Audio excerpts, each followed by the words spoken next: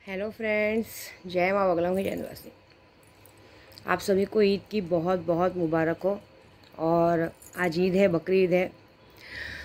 कहते हैं कि एक बार किसी का, कहते हैं ना, ये कहानी बहुत अजीब है कि किसी के बच्चे की बलि देने जा रहे थे, जिसकी माँ वो बात नहीं चाहती थी। उसके बाद भगवान ने बीच में बकरे को ला दिया था और बच्चा बच गया था। वैसे ही हर एक इंसान के सेफ्टी के लिए भगवान होता है। मैं ये वीडियो इसलिए बना रही हूँ कि कल मैं मस्तान बाबा को मिलने गई थी। फादर्स डे था। अचानक से मेरी इच्छा हुई कि चलो मेरे पिता तो वहीं है, मैं मिल के आती हूँ। मैं वहाँ मिलने गई और करीबन 3 बजे से लेकर 6 बजे तक मैंने मस्तान बाबा को ढूंढा। 2 घंटा 1 नंबर से 6 नंबर प्लेटफॉर्म पे, एक प्लेटफॉर्म पे 2 बार ढूंढी। पहले एक बार ऐसे ही जाके आए, फिर उसके बाद दूसरी बार मैं खुद गई। 6 नंबर प्लेटफॉर्म से लेके पटरी पार कर करके पूरा प्लेटफॉर्म ढूंढा कि बाबा जी मिलेंगे, लेकिन मुझे पता नहीं था कि बाबा जी लेट क्यों कर रहे हैं। जब मैं यहाँ से निकली थी ना, हवा का रुख बदल गया था। आज की तारीख में क्या होता है ना, रिश्तों में ज़बरदस्ती बहुत होती है। इंसान को हर बात में अपनी ज़बरदस्ती थोपने की बहुत आदत होती है। शायद मेरे को ये काम मेरे को करना चाहिए था। बहुत पहले मैंने गलती की थी। बहुत पहले मेरे को भी ना, ये जिस तरह से अभी लोग, जिस तरह से मुझे भी लोगों ने नशे वशे के चक्कर में सब में डाला था, तो मुझे उसी वक्त जाके पुलिस स्टेशन में बैठ के पुलिस केस करके सबको एक एक बार 8 साल 7 साल की हवा करवा देनी चाहिए थी। आज फिर ये नौबत नहीं आती। हुआ क्या था, सुबह जब मैं निकली मुझे किसी का फ़ोन आया, निकलते मान फ़ोन आया। ये पूरा प्रूफ प्लानिंग था। सुबह फ़ोन आया, उसके बाद में जब शाम को बाबा जी के दर्शन करके निकली तब मुझे किसी का फ़ोन आया। तभी भी मैं रुख हवा समझ नहीं पाई। ये रुख हवा तभी बदली थी कि फिर से कुछ लोगों ने जानबूझ के ज़बरदस्ती का हमारी गोराई में कदम रखा था, और ज़बरदस्ती का मुझे, मेरे परिवार को मतलब प्रॉब्लम में डालने की कोशिश करने के चक्कर में थे। क्या लगता है, जाको राखे साइयाँ मार सके ना कोई। मैं एक बात बताऊँ, मैंने पहले ही कहा था कि मैं जो लोगों ने अभी तक अपना घर नहीं बसाया, दूसरों का घर उजाड़ने को देख रहे हैं, मैं उनके घर तक ये बात पहुंचाऊंगी। और एक बात बता दूं कि उनके घर तक का जो मेन आदमी का नंबर मुझे कल रात को मिल गया है। अब मुझे बस उस तक बात कैसे पहुंचानी, मुझे वो देखना है।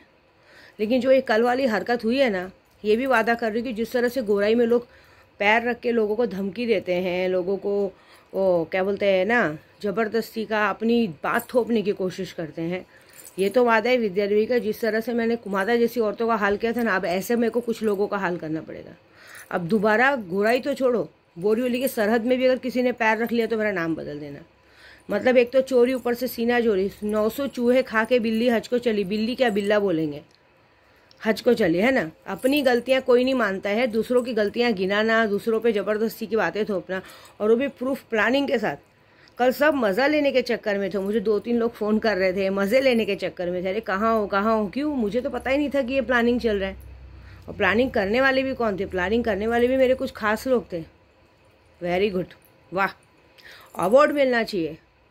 अवार्ड इसलिए मिलना चाहिए कि मैं इतनी उम्र की हो गई, कभी मैंने अपना दिमाग नहीं लगाया, लेकिन कुछ कहते बद दिमाग कम लोगों ने ऐसे दिमाग लगाया है। और जो भी ये बात का डर नहीं लगा कि जब विद्या देवी के कान तक भनक पड़ेगी। क्या लगता है तुम लोगों को, मैं सेफ्टी करके रखती हूँ। मैं अभी तक, मेरी गलती ये हुई ना कि अभी तक मैंने वो स्टेप नहीं उठाया जो मुझे उठाना चाहिए था। लेकिन एक बात याद रखना कि अगर, फिर से एक बार बोल रही हूँ, अगर मेरे परिवार तक या किसी को भी तकलीफ आने की कोशिश की, किसी को भी, मेरे बच्चों को, मेरे पति को, फिर याद रखना कि विद्या देवी से पूजे पाठ से नहीं, फिर मुझे भले पुलिस स्टेशन में 5 लाख 10 लाख खर्चा करना पड़ेगा, लेकिन तुम सबकी गांड मारे बगैर मैं छोड़ूंगी नहीं। ये याद रखना मेरी बात।